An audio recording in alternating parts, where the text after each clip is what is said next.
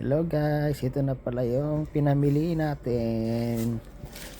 Ito yung price ng aking pinamili. Kayo nang bahalang mag-judge pa kung worth it ba yung pinamili ko sa isang linggo. Kung mamahalan kayo or yan, $77. Meron akong isang celery, spinach, sitaw, bok choy, bread.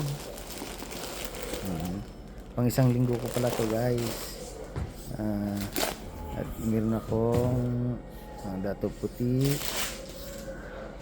yan, dalawang mangga, tapos dalawang dragon fruit na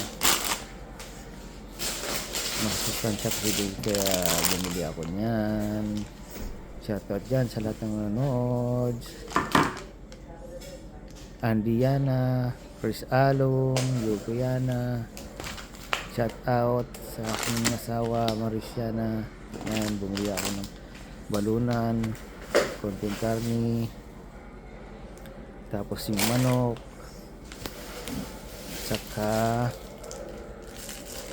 isdang pampano, at saka yung salmon head. Yan guys, yan ang nabili ko sa aking isang linggong ulam.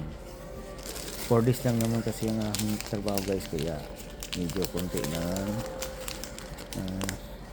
Yan, sa $77 yan yung aking nabili. Good na yan guys, thank you.